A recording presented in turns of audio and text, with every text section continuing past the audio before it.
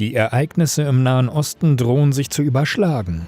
Nach dem israelischen Mordanschlag auf den Hisbollah-Generalsekretär Hassan Nasrallah am vergangenen Wochenende hat Israel nun eine Bodenoffensive in den Libanon gestartet. Die ganze Welt hält den Atem an und fragt sich, wie wird die Hisbollah reagieren? In unserem Interview vergangene Woche sagtest du, Israel kann die Hisbollah nicht besiegen. Hat sich deine Meinung geändert durch die Ermordung Nasrallahs? Wie geschwächt ist die Hisbollah ohne Nasrallah und weitere Militärführer, die von Israel eliminiert wurden? Und was wird Israels Offensive erreichen?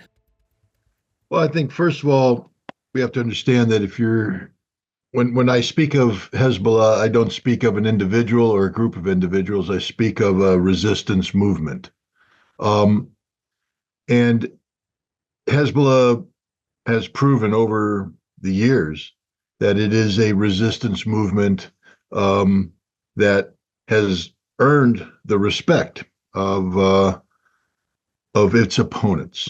You don't get that by being so shallow that the elimination of one person or a handful of people destroys your organization.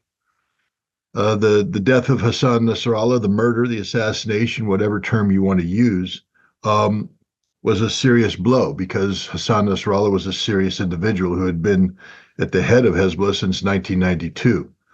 But Hassan Nasrallah himself had said that he was prepared to become a martyr and that Hezbollah would survive. Hezbollah is more than just one person. And so I think it's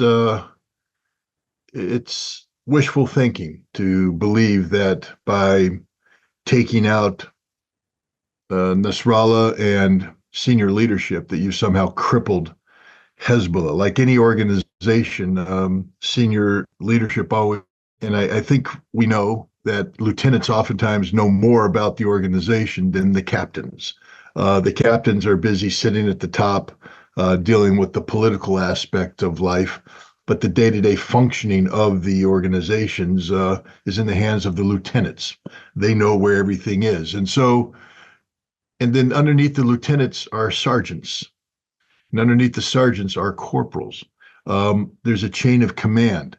And as leadership at the top is removed, either through natural means or through unnatural means, a good organization has the ability to replace them with people who are competent enough to continue the mission. And I believe this is the case with Hezbollah. Again, this was a very difficult blow. Hassan Nasrallah was a very charismatic leader. He had been around for a long time. He had become the face of Hezbollah, but that's the face to the non-Hezbollah audience. To the Hezbollah audience, a resistance movement with a cellular structure. The membership operates based upon those in their immediate surroundings. To the fighter on the ground in southern Lebanon right now, it doesn't matter if Hassan Nasrallah is at the top of Hezbollah or not. What matters is his immediate chain of command committed to the fight? Does he have the logistic support? Can he communicate? Are the people trained? And the answer is yes. And so they will continue their mission. And that's where we are. Israels Angriff auf den Libanon zielt geopolitisch vor allem gegen den Iran. Der israelische Premierminister Benjamin Netanyahu sprach am Montag davon, den iranischen Einfluss in der Region auszuhebeln. Es geht der israelischen Führung anscheinend um eine völlige Umstrukturierung des Nahen Ostens ohne Hamas und Hisbollah. In israelischen Medien tauchen erneut Fantasien über ein Groß-Israel auf, das versprochene Land von Ägypten bis Persien. Kann Israel seine hochgesteckten Ziele erreichen? Lässt sich der Einfluss des Iran völlig zurückschrauben? Und wie weit würde Netanyahu dafür gehen? Let's put it this way. Netanyahu's been saying these things for years. This has been a fantasy of the Likud, of the far right in Israel for years. If Hezbollah and Hamas were organizationally so weak that by exploding pagers and walkie-talkies, you could eliminate them, Israel would have done this a long time ago. nothing has changed the reality of the difficulty of Gaza. It's amazing how people have forgotten how difficult Gaza has been for the Israelis. Suddenly pagers blow up and it's as if Gaza never happened. It's as if October 7th never happened. It's as if the Israeli leadership wasn't compelled to withdraw forces from Gaza because of the sustained resistance of Hamas. It wasn't as if the Israeli army had suffered so many casualties in terms of vehicles that they ran out of spare parts. It's as if people forgot about that. That's still the reality, and that reality hasn't changed because Benjamin Netanyahu had a couple good PR days. This is about information spin. It's as simple as that. Who was Netanyahu speaking to? Have you been following Netanyahu over the years? You do know he speaks very fluent English. Sometimes he speaks English with a very thick Israeli accent. That's when he's trying to say, I'm Israeli. But when he spoke to the Iranians, he spoke in his most American accent possible. Because the Iranians he was speaking to don't live in Iran. They live in Los Angeles. They're part of the diaspora of monarchists that Israel has been working with for decades now to try and create an opposition to the Islamic Republic. This is just a propaganda exercise by Benjamin Netanyahu, playing the same old stories, the same old narrative, the same old false dream. If Iran was so weak, it would have fallen a long, long, long time ago. Iran, like Hezbollah, like Hamas, is a resistance-based organization, in this case, a state, a nation, born of revolution, by the way, hardened by an 8-year war with Iraq, and tempered by decades of surviving sanctions imposed on it by the United States and others. The idea that Iran is suddenly going to crumble, go away, disappear, along with Hamas and Hezbollah, is a pipe dream. Ask Benjamin Netanyahu how his economy is going. Ask him how the port operations in Eilat are going. Ask him how Haifa's operations are going. Ask him how it is with those 60,000 people that are never going to return home because he has initiated a conflict with Hezbollah that will never end.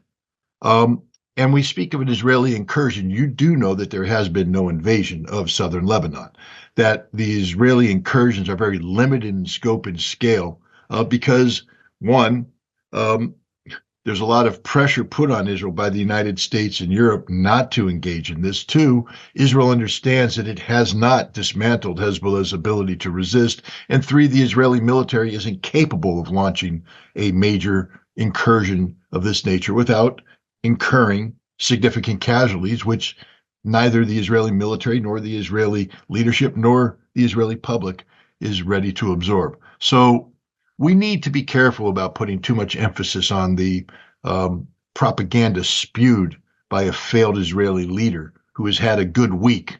But you don't win wars and you don't win games with trick plays.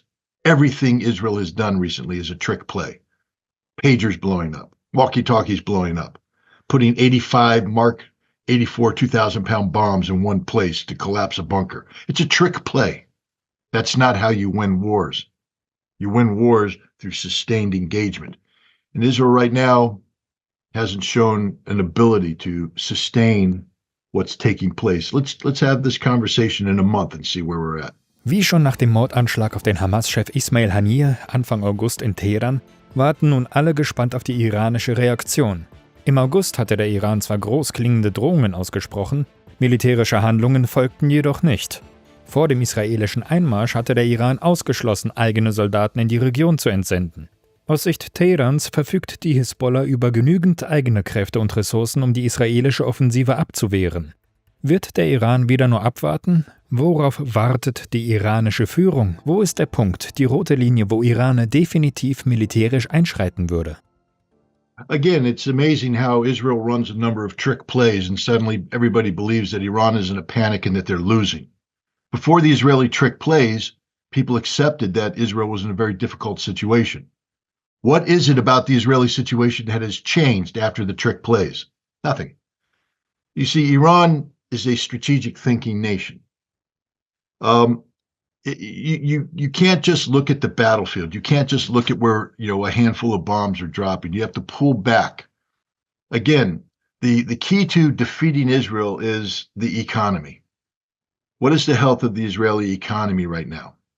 Is what's happening in the Middle East right now conducive to the restoration of stability necessary for the revival of the Israeli economy? And the answer is no. The resistance still exists. Yemen is still firing missiles into Israel. Israel hasn't stopped that. Iraqi militias are firing drones and missiles into Israel. That hasn't stopped. Hamas is still resisting. That hasn't stopped. Hezbollah still fires rockets into Israel. Fact is, they hit Tel Aviv last night. That hasn't stopped. So what is it you want Iran to do? Iran is winning strategically. Iran also looks at the bigger picture. What sustains Israel? The United States. Without the United States, Israel is nothing. How is Iran seeking to weaken the United States? Through BRICS, by joining BRICS, which challenges the rules-based international order. Iran right now is a member of BRICS, preparing for a BRICS summit that's going to take place at the end of October, during which time there's the great potential of the world order being turned upside down. What do you want Iran to do? Throw this all away. Throw everything away so that it can do something that pleases a handful of critics on social media? No. Iran is a strategic thinker. Iran is acting strategically. Iran will do what Iran needs to do. Nothing that has taken place so far represents an existential threat to Iran. So therefore, there's no need for Iran to put its existential existence on the line to change the trajectory that things are happening. Trick plays don't win games. Sound fundamentals win games. And Iran and Hezbollah are continuing a resistance game that isn't predicated on them physically destroying Israel on the battlefield, but creating the conditions for Israel to collapse from within. Where are the voices about the hostages? A week and a half ago, hundreds of thousands of people filled the streets of Israel, demanding Netanyahu step down. Has he done anything to resolve this? Do you think those people were just shallow, superficial, that they didn't mean it when they went to the streets? Or do you think Netanyahu's, once people realize all he's thrown out there is a couple trick plays, when they say, well, what about the hostages? And he has no answer. Do you think that they will stop going to the streets? Do you think people have forgotten about October 7th? And what happens when all the promises Netanyahu's made fail to be delivered? What happens when Hezbollah isn't defeated? When the resistance continues? When the shells continue to land on Israeli territory? When 60,000 settlers can't be returned to their homes? What happens then? I think it's just a fool's errand right now to buy into the Israeli propaganda.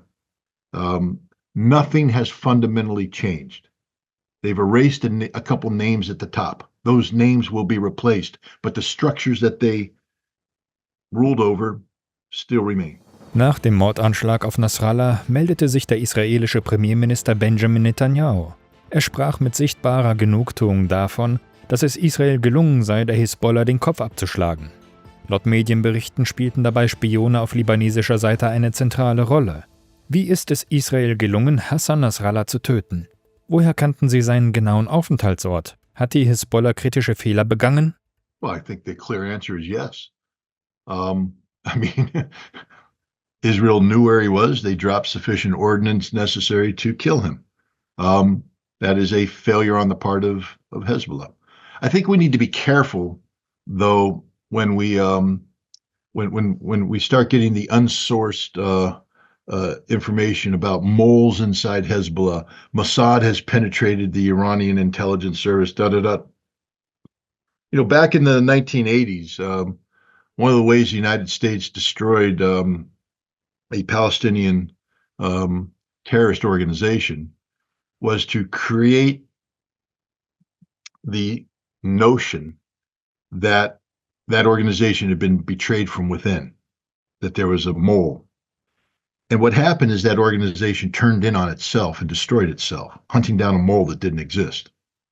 And what you see today, right now, is part and parcel of that same logic. I believe, look, I've worked with Israeli intelligence for many years back in the 1990s. I know how good they are. They're very good. They're very capable. They're not perfect. They're not, infallible, but they are very good. And they have, they have a focus and a dedication that when they apply their resources to a problem, they oftentimes get the solution that they're looking for. Again, an intelligence-based solution, a superficial solution, not a structural solution, because otherwise the Islamic Republic would no longer exist. Hezbollah would have collapsed a long time ago, and Hamas would likewise have fizzled out. If Israeli intelligence was so good, why does Hamas exist the way it does? Why has Hamas been able to resist the way it has? Why has Hezbollah resisted Israel for so long? Why has Hezbollah grown stronger? Why have the Iranians been able to survive sanctions and move forward so they can join BRICS? If Israeli intelligence was so good, none of that would have happened. So the idea that the Israelis are controlling this narrative is absurd in the extreme. The Israelis have achieved some very high-profile victories. And the assassination of Hassan Nasrallah is one of them. But I think we need to be careful. First of all, I will tell you this, that if the Israelis really had a mole inside Hezbollah, they'd never talk about it. All right, so the fact that somebody's talking about it means it's a narrative they want out there, which again is designed to create paranoia amongst the Hezbollah and the Iranians to focus their effort from responding to what Israel did to searching for a threat that may or may not exist, probably doesn't exist. So we need to be careful. Did Nasrallah and his team make a mistake? His death proves that point. This is the reality. Nobody's perfect. Everybody makes mistakes. I think Nasrallah had been, ruling since 1992. He's been under constant threat from the Israelis, who have tried to kill him many, many times in the past. And I think sometimes you can get complacent. And I think what's clear is that he undertook a course of action, behavioral activities that fit a pattern. And when you replicate a pattern and you have a intelligence adversary like Israel monitoring you, repeated patterns create vulnerabilities, and Israel was able to exploit that. And that's that. Will Hezbollah learn from this? We'll find out.